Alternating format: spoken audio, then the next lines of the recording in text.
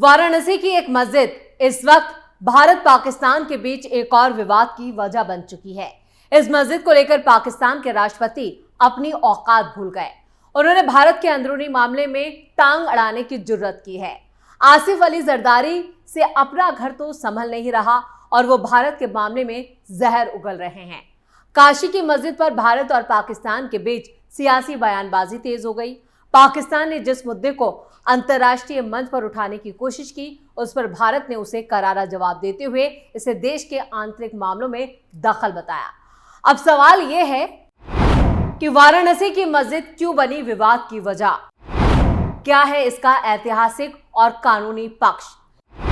क्यों इस मामले पर पाक अड़ा रहा है टांग? नमस्कार, मैं हूं परवीन शेख, आप देख रहे हैं दो टूक। आज इस शो में हम बताएंगे वाराणसी की उस मस्जिद से जुड़ा पूरा विवाद, पाकिस्तान के बयान पर भारत की प्रतिक्रिया और इस मुद्दे के पीछे की राजनीति। वाराणसी में मौजूद गंज शहीदा मस्जिद को शहीद करने के लिए रेलवे प्रशासन ने नोटिस जारी किया था। नोटिस की जो समय सीमा थी वो 21 जून को खत्म हो गई है। इस बीच गंज शहीदा मस्जिद पर पाकिस्तान के राष्ट्रपति आसिफ अली जरदारी ने बड़ा बयान दिया। पाकिस्तान के राष्ट्रपति ने मस्जिद को गिराए जाने के मंडराते खतरे पर चिंता जताई। भारत ने इस बयान पर प्रतिक्रिया दी। भारतीय विदेश मंत्रालय के प्रवक्ता रणदीप जायसवाल ने पाकिस्तान के राष्ट्रपति आसिफ अली जरदारी के बयान को पूरी तरह से खारिज कर दिया। उन्होंने कहा कि इस तरह के बयान बेबुनियाद हैं और बेतुके हैं। उन्होंने कहा, पाकिस्तान के राष्ट्रपति आसिफ अली जरदारी की बेबुनियाद टिप्पणियों को भारत पूरी तरह से खारिज करता है।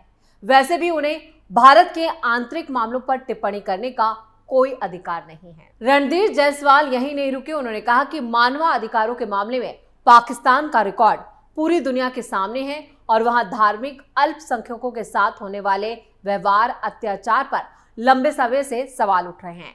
उन्होंने आगे कहा कि पाकिस्तान के राष्ट्रपति का यह बयान सिर्फ एक राजनीतिक हमला है। साथ ही आरोप लगाए कि ऐसे बयान पाकिस्तान की कट्टरता और नफरत फैलाने वाली नीतियों को दिखाता है। पाकिस्तान में हिंदू, ईसाई, सिख और अहमदिया समेत धार्मिक अल्पसंख्यकों के खिलाफ अत्याचार के मामले लगातार सामने आते रहे हैं। कई मानवाधिकार संगठनों और अंतर्राष्ट्रीय रिपोर्टों के मुताबिक जबरन धर्म परिवर्तन, अपहरण, इश्निंदा, कानून के दुरुपयोग, भीड़ हिंसा और धार्मिक स्थलों पर हमले जैसे मामले गंभीर चिंता का विषय और एक बड़ी बहस का मुद्दा है।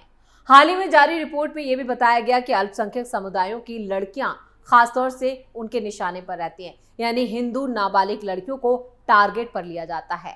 सेंटर फॉर सोशल जस्टिस के आंकड़ों के मुताबिक जनवरी 2021 से दिसंबर 2024 के बीच ही अल्पसंख्यक समुदाय की महिलाओं और लड़कियों के अपहरण और जबरन धर्म परिवर्तन के कम से कम 421 मामले दर्ज किए गए, जिनमें 282 हिंदू, 137 ईसाई और 2 सिख लड़कियां शामिल थी। रिपोर्ट के मुताबिक पीड़ितों में ज्यादातर नाबालिग बच्चियां शामिल थी और सबसे ज्यादा मामले सिंध प्रांत से ही सामने आए। इश्निंदा कानूनों का गलत इस्तेमाल भी पाकिस्तान में एक बड़ा मुद्दा बन चुका है। CSJ की 2024 की रिपोर्ट के मुताबिक सिर्फ साल 2024 में ही 344 नए ब्लास्फेमी मामले दर्ज किए गए। मानवाधिकार संगठनों का साफ कहना है कि इस कानूनों का इस्तेमाल अक्सर निजी दुश्मनी, जमीन कब्जाने या हिंदू माइनॉरिटी को धमकाने के लिए किया जाता है। मानवाधिकार आयोग पाकिस्तान ने भी अपनी रिपोर्ट में कहा कि जबरन धर्म परिवर्तन, भीड़ हिंसा और अल्पसंख्यकों के खिलाफ हमलों में इजाफा हुआ है। खास तौर से अहमदिया समुदाय लगातार पाकिस्तान में टारगेट पर रहा है, निशाने पर लिया, जबकि ईसाई और हिंदू समुदायों को भी कई बार हिंसक भीड़ का सामना करना पड़ा। पिछले कुछ सालों में पाकिस्तान में कई ऐसे मामले सामने आए जिसमें इश्निंदा के आरोपों के बाद भीड़ ने घरों को, चर्च को और हिंदू मंदिरों को और उनकी बस्तियों पर हमला किया। अंतर्राष्ट्रीय मानवाधिकार संगठन ह्यूमन राइट्स वॉच ने चेतावनी दी कि सिर्फ आरोप लग जाने भर से लोगों की जान खतरे में पड़ जाती है और कई मामलों में तो भीड़ ने कानून हाथ में लेकर हिंसा की है।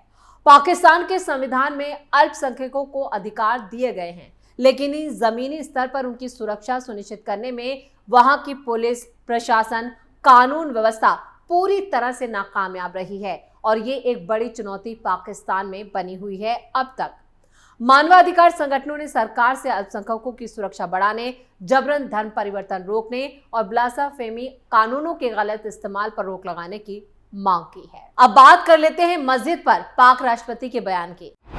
मस्जिद पर पाक राष्ट्रपति के बयान पर बवाल। पाकिस्तान के राष्ट्रपति आसिफ अली जरदारी, जिनसे अपना घर नहीं संभल रहा, जहां पर हिंदू लगातार टारगेट पर रहते हैं, उन्होंने 20 जून को वाराणसी की गंज शहीदा मस्जिद का जिक्र करते हुए भारत में मुस्लिम धार्मिक स्थलों पर टिप्पणी की। पाकिस्तान के राष्ट्रपति के जो ऑफिस है उसके मुताबिक उन्होंने कहा कि भारत में ऐतिहासिक मुस्लिम धार्मिक स्थलों को गिराए जाने और उन पर खतरा मंडराने को लेकर उन्होंने गहरी चिंता जताई है। उन्होंने वाराणसी की गंज शहीदा मस्जिद का जिक्र किया। दरअसल वाराणसी के काशी रेलवे स्टेशन के पुनर्विकास और विस्तार परियोजनाओं को लेकर रेलवे प्रशासन ने 13 जून को गंज शहीदा मस्जिद पर नोटिस चस्पा किया था। इसे रेलवे की जमीन पर बना अवैध निर्माण करार दिया गया और 20 जून 2026 तक इस मस्जिद को खाली करने का आदेश दिया गया था। नोटिस में साफ कहा गया था कि जो वक्त दिया गया है, जो समय सीमा दी गई, उसके बाद रेलवे प्रशासन किसी भी दिन ध्वस्तीकरण यानी बुलडोजर की कार्रवाई कर सकता है। जुमे को इस नोटिस की समय सीमा खत्म हो गई। किसी भी वक्त मस्जिद पर बुलडोजर एक्शन हो सकता है।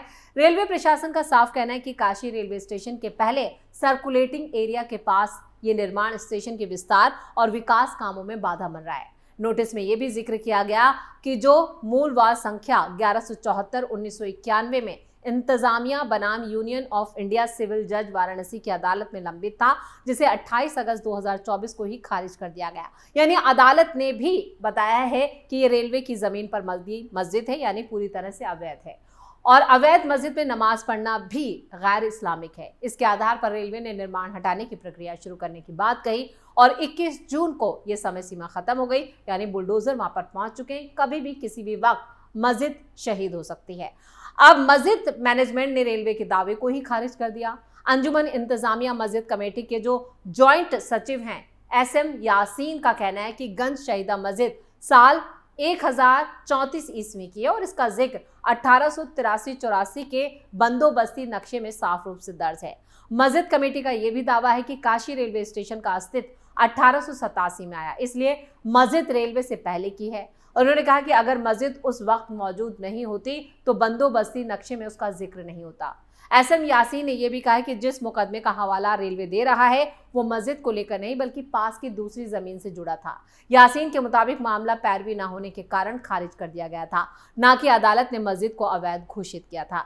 उन्होंने ये भी बताया कि साल 1967 में गंज शहीदा मस्जिद उत्तर प्रदेश सुन्नी वक्फ बोर्ड में वक्फ संख्या 81 के रूप में दर्ज की गई थी। फिलहाल रेलवे और मस्जिद मैनेजमेंट अपने अपने दावों पर कायम है, लेकिन प्रशासन ने अपनी मुस्तैदी दिखा दी है और बुलडोजर गंज शहीदा मस्जिद पर पहुंच चुके हैं। अब इस पूरे मामले में पाकिस्तान ने जो टांग अड़ाई है उसको लेकर भी बवाल मचा है। आखिर आसिफ अली जरदारी को इतनी खुजली क्यों हो रही है? भारत के मामले में वो क्यों टांग अड़ा रहे हैं? भैया हमारा अंदरूनी मामला है, हम बैठकर इसको सुलझा लेंगे, लेकिन पाकिस्तान हर वक्त यहाँ के मुसलमानों के और यहाँ के मुसलमानों के अधिकारों को लेकर बार बार सवाल उठाता है, जबकि खुद उसके देश में अल्पसंख्यकों के इतने सारे मामले सामने आते हैं कि वो खुद कटघरे में है और अंतर्राष्ट्रीय स्तर पर भी हर बार उसके मुंह पर तमाचा लगा है।